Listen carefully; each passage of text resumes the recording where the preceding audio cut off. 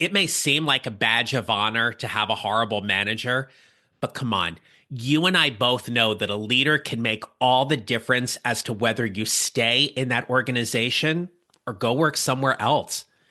And if you're leading or aspiring to lead talent, how you lead makes a ton of difference regarding your team's effectiveness.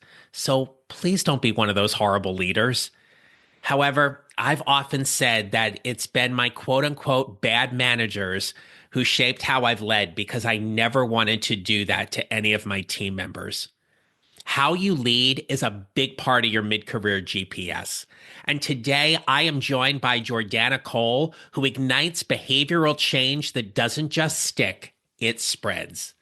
In this episode, Jordana and I discuss what makes great leaders in 2025 and why they are so desperately needed.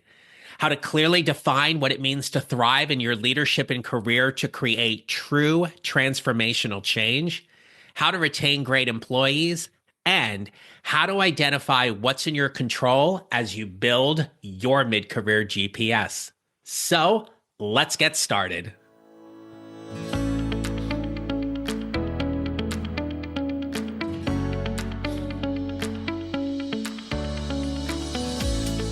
Hello, my friends. This is the Mid Career GPS podcast, and I'm your host, John Nerrill.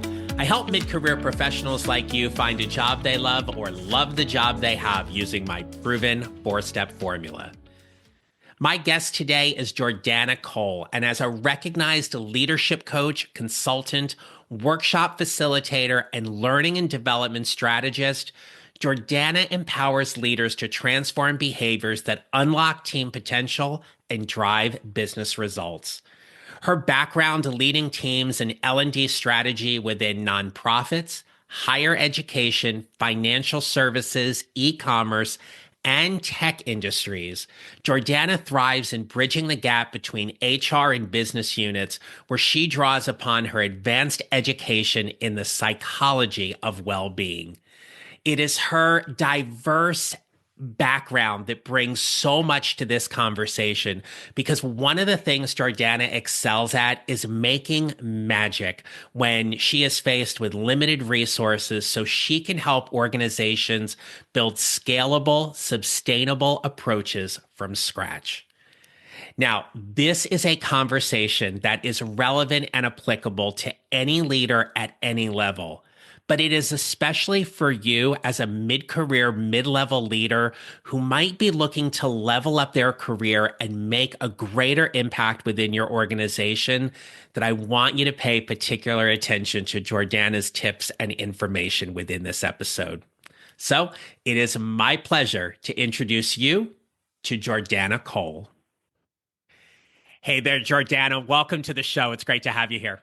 Thanks, John. I'm thrilled to be here. Yeah, you and I connected at the end of last year, and I wanted you to come on the podcast specifically today to talk a little bit about your leadership journey, but also what leadership specifically looks like for mid-career professionals. hmm But before we get into all that, please share with us what was your mid-career moment? Yeah, so my mid-career moment happened about a decade ago. At the time, I was leading an account management team, a client services team, and feeling a little burnt out on my role and didn't really understand why. And after some assessments, conversations, and reflections, I realized that I loved bringing out the potential in people. And while I was able to do that with the team I managed, that more and more of my job was focused on fighting fires instead of starting them within people, as a friend of mine told me later on. And I made the conscious decision to completely move into a different field. And while technically taking a step back from managing a team, it was actually taking a step forward in leadership. So I moved from direct management of a client account team to organizational leadership, moving into enterprise organizational learning and development and leadership development, which I've done for over a decade with different industries, different size companies, and really working with teams, leaders across the entire enterprise of a company and helping them grow and bring out more potential in themselves and others. So, for someone who is hearing this and they're curious about what your client interaction, your day to day Yeah. is like. Give us like the 30,000 foot overview in terms of where your touch points are during a given day. Every day is different. Yeah, So, exactly. there's a little bit of that. I mean, I think some of the things that are similar to when I was managing a client success team is that I had stakeholders, I had expectations, I had deliverables, and I had meetings. What was different is that oftentimes in this type of work, you're a team of one or a super small team. So you are literally putting things out there that impact the entire company, but you're doing it in very scrappy and limited ways. So that often means building buy-in, building champions, piloting. So I'm talking to different leaders, understanding their needs. I'm actually selling, but I'm selling ideas and I'm selling ideas internally rather than actually selling products. And I'm testing and learning a lot. So one of the things that I learned a lot in this work is that I might have an idea and a goal of what I'm headed for, and instead of building something out beautifully and then rolling it out and getting upset when people aren't adopting it, I'm better served by starting small, piloting it, getting feedback, getting participation and buy-in, and then building on it so that it gets to a point where it's actually going to add value. Because I'm working with everybody and everybody is so different that I need to figure out ways that I can create consistency and clarity while also enabling tailoring customization to different people's unique needs. Sure. And certainly we know the kind of work you do is absolutely needed. And I mean, it goes without saying, right? Because leadership is such a mission and a calling.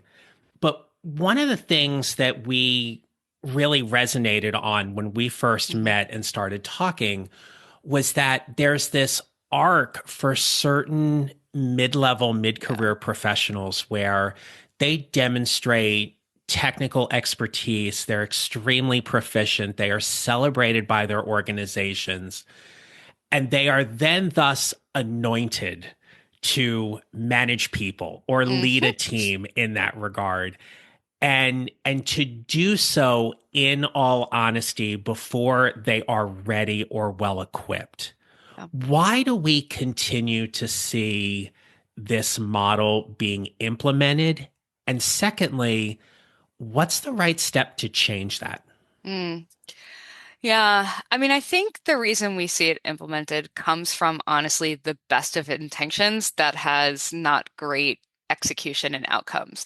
Somebody is so great at what they do that we assume if we put them in charge of a group of people who do the same thing that they're doing, that they'll be able to translate that, and boom, they're going to make all the people underneath them better. And I see that happen in things like sales, for instance, where you have your fantastic salesperson, their top salesperson in the company. Okay, just take what you're doing and teach other people how to do the same thing. But there's a couple of problems with that. One, what makes you a fantastic salesperson is a different skill set than what makes you a great leader.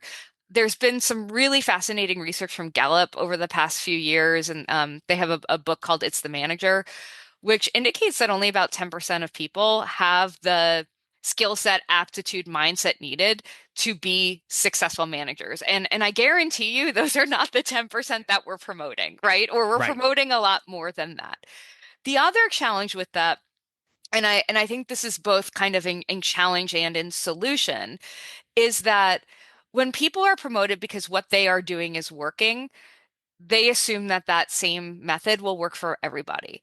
And, we each come with our own different strengths, our own different skill sets, our own different motivators, our own different experiences and perspectives. And what works for you, John, isn't necessarily what's going to work for me. So if I try and direct you to do X, Y, and Z just like how I did it, you're not going to see the outcomes that I did because we're not the same person. And we're both going to be frustrated by it in the interim. So I think there's a couple things in here from a solution standpoint. One is really taking stock of what are the true skills that make somebody a great leader. And not just skills, what are the mindsets? What are the interests? What are the competencies? I think there are a lot of organizations out there that might have team competencies or individual contributor competencies, but they haven't thought about that at the leadership level, or what they have is really, really vague.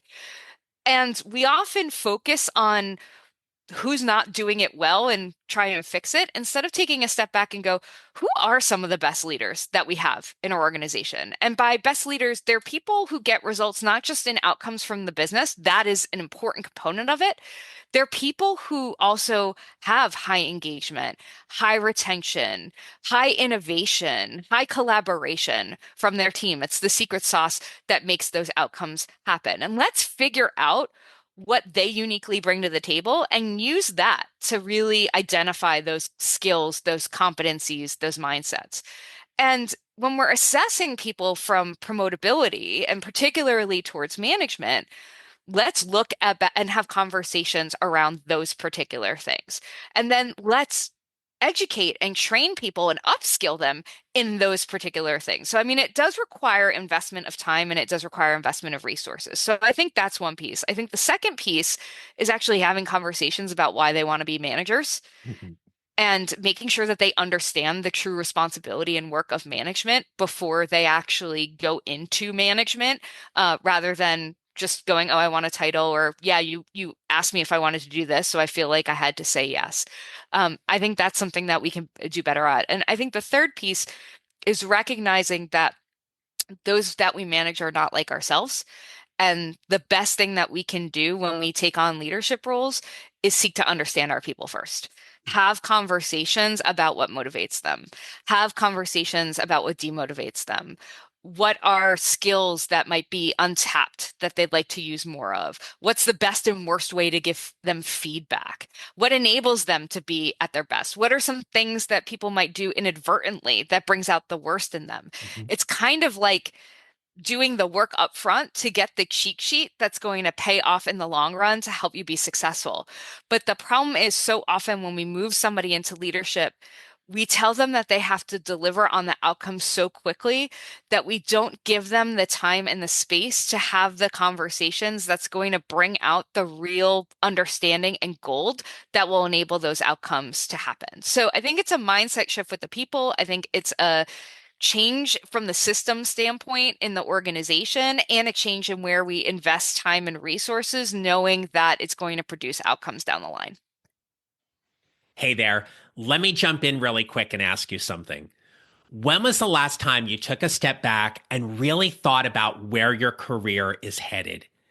If you're feeling stuck, uncertain, or ready for the next big move, I've got something to help you. My new journal, 30 Self Coaching Questions for Mid Career Professionals, is designed to help you gain clarity, set goals, and take action all on your own terms. With powerful prompts and space to reflect, this journal is your personal GPS to navigating the next phase of your career with more confidence and greater clarity. This journal is filled with some of the same questions I ask my coaching clients, and you can grab a copy of it right now. Head on over to Amazon and search either for my name or 30 self coaching questions for mid career professionals, or you can check the show notes for the link. It is time to start building your mid career GPS. And now it is time for us to get back to the episode. Jordana, what you have just described is, especially in terms of the skills, the mindset, and the competencies, about recognizing where the individual who is truly successful in that management or leadership role, where they get to thrive. And I Yeah. know that's a huge part of your work. The word thrive is one that I've seen over the last like 6 to 8 months or so, when people will reach out on LinkedIn and they'll reach out and they'll say, oh, I want a job where I can thrive, Mm, or I want to be in an organization that lets their people thrive. And I'll get really curious with them to be like, what does that exactly mean? mm. Because it sounds great, but in practicality, we've got to really kind of drill down to that concrete piece about what it means to really thrive. In your work and in your experience, when you see an organization and its leaders thrive, what does that exactly look like? What a great question, John. And it's there. So I'll say a couple of things about that. So I have a master's degree in the science of well-being, which is the science of thriving. So I could go super academic, right? I'm not going to do that.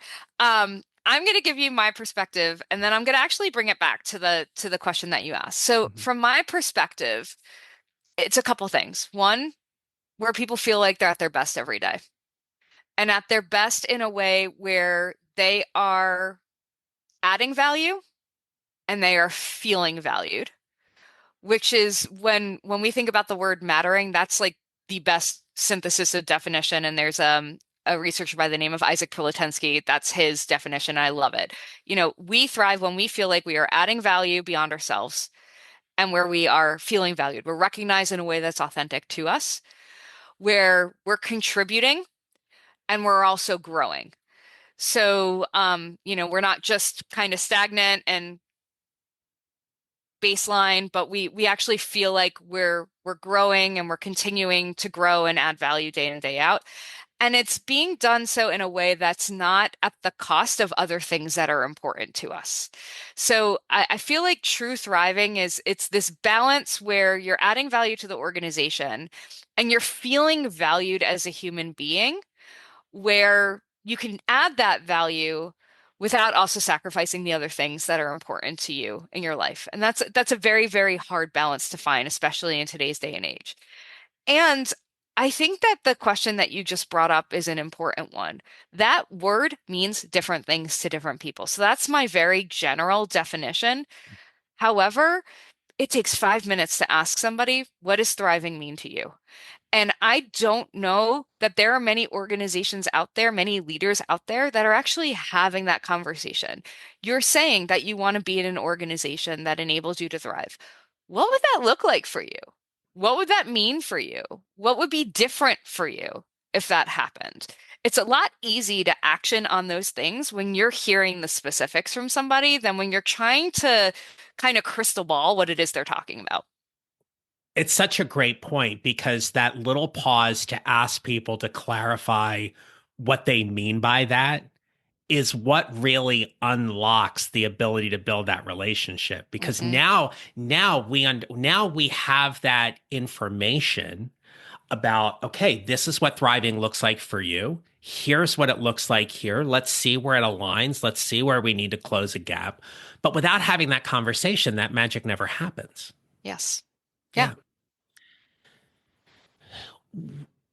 When you're looking ahead here at 2025 and Mhm. we're seeing the ripple effects of what's happened in 2024 in terms of how it's impacting what work is going to look like and whether or not people are making moves, how they are making moves, what it may mean to be a little more organizationally loyal Mm. when people haven't always been in the past.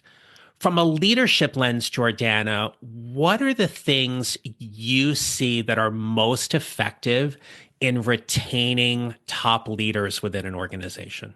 Yeah. So, it starts with the conversation. Um, we do exit interviews all the time. We lose somebody and we have the conversation about why are you leaving? And, what's interesting is we take that information and good organizations will try and make changes based on what it is that they're learning. But the reason somebody left is not the reason somebody decided to look in the first place. There's something that happens where, suddenly an individual goes from, being satisfied in their job and their life, et cetera, and then something shifts and they start to open to opportunities outside of the organization. So the reasons that they saying they're leaving might not actually be the real thing that you should be solutioning for. They're not the root. And, oftentimes we don't get the real answers, right? People aren't trying to burn bridges. I think we'd be much more effective and I know that the concept of stay interviews has been around for a long time, but going back to how are you making your people feel valued when they are there, not only when they are leaving. One of the best ways that you can do that is having regular conversations with the people that you do value. Mhm. not waiting until they're at risk to like beg them to stay because you need them, letting them know upfront that they are valued, asking them, what inspires them to bring their best every day, asking them, what they need to continue to be at their best. Um, what are some things that get in their way of being able to be at their best? So you don't have to ask it in the lens of like, what will take you to keep you to stay? I think there's different ways to ask the question and get to the heart of that. And asking questions like that and having regular conversations do two things. One, it gives you insight on, where there might be things that you're not fulfilling that person that you care about and what they need. Um, it also, though, kind of under the surface shows that person that they are valued. Too often our time is stretched as leaders, and we wind up spending the majority of our time with people who are underperforming, or people who are, squeaky wheel. And that means that we tend to take the people that are really great for granted because, they're not causing problems. They're doing great things. And then next thing we know, that person is gone.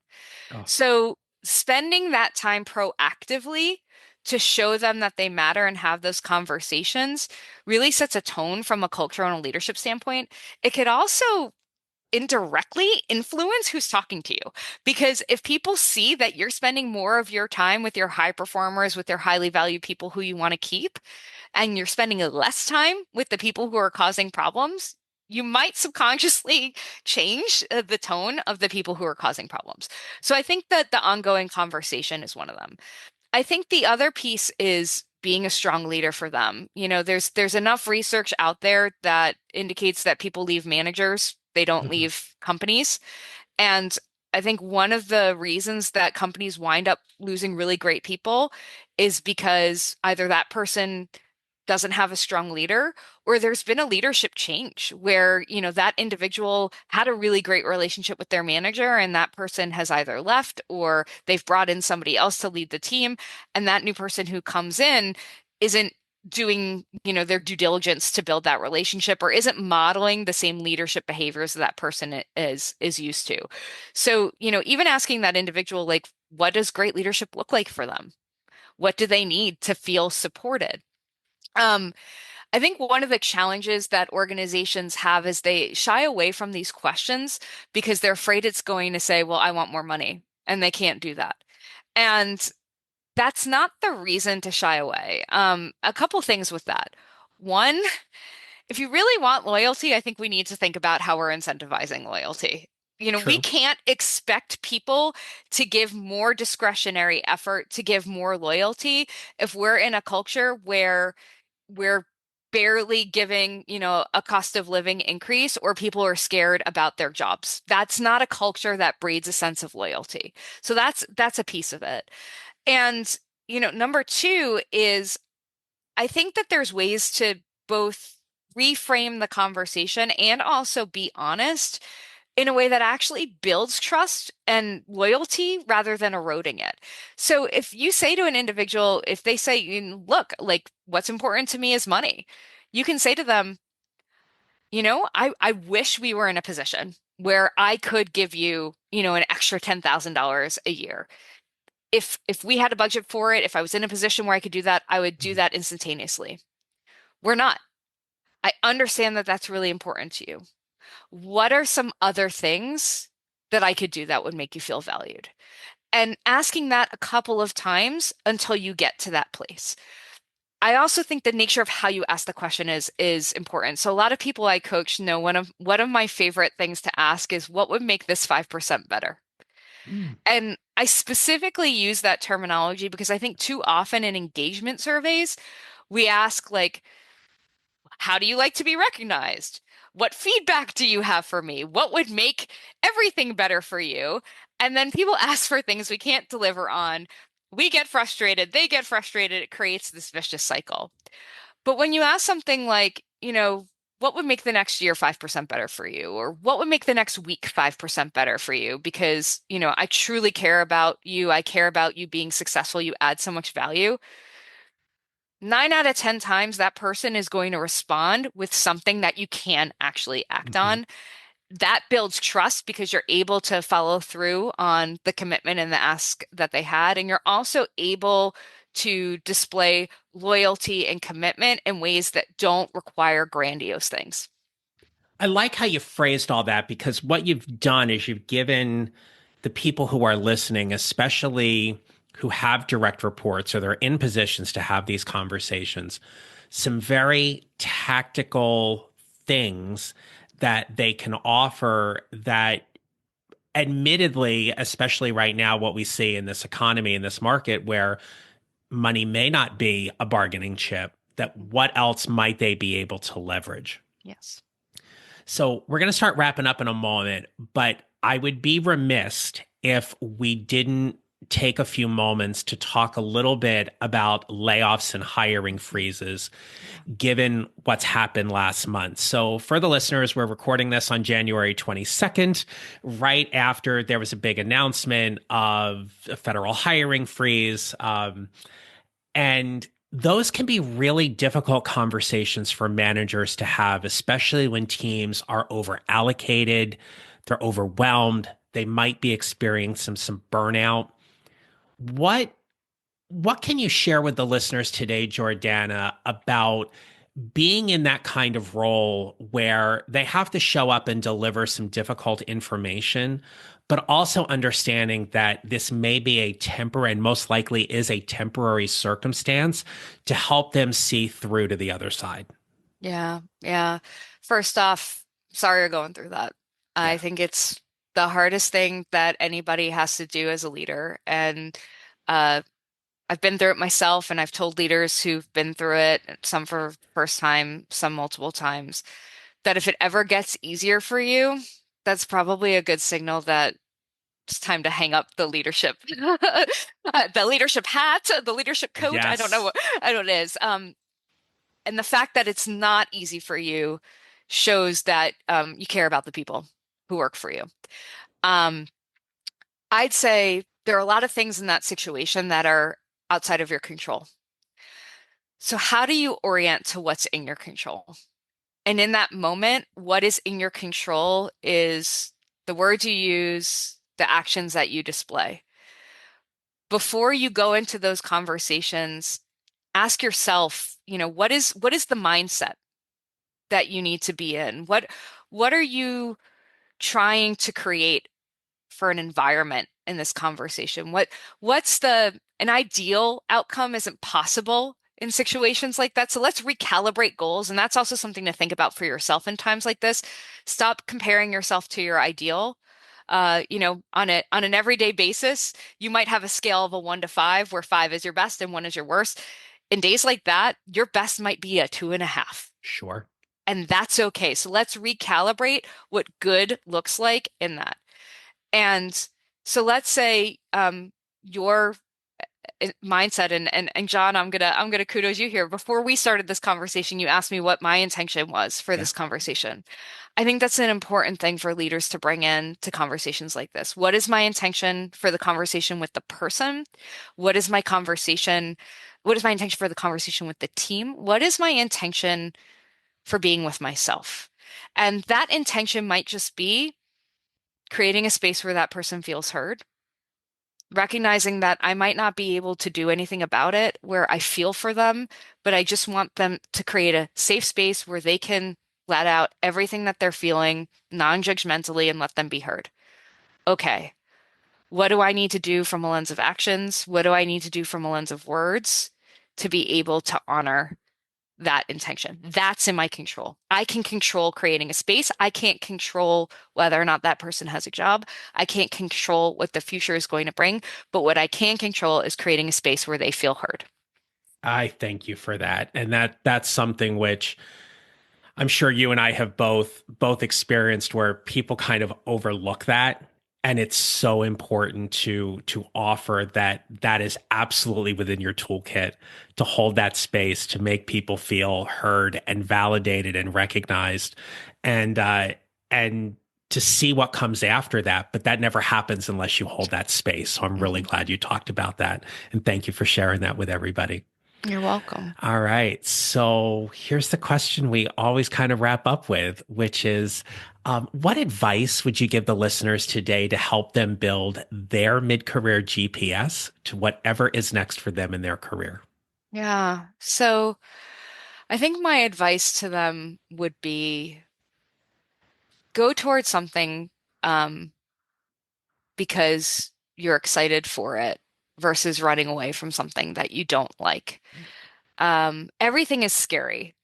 And, every time I've made a change in my career, I've been nervous as heck, right? And like I didn't know what was going to work out. I was terrified, but I was also excited. I joke, I have this phrase, I'm nervous-sighted.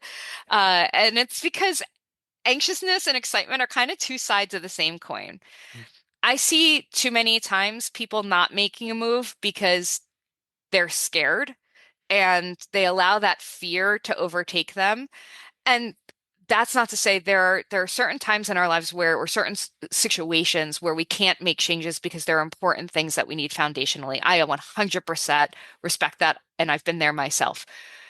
If you have that though, and you're just afraid and playing kind of the what ifs, you're going to wind up then having to make a change later on, either because it's one that's forced upon you or it's one that you just have no other options, and then you're going to be doing it out of fear on the other side of things because you're leaving something you hate or under last resort.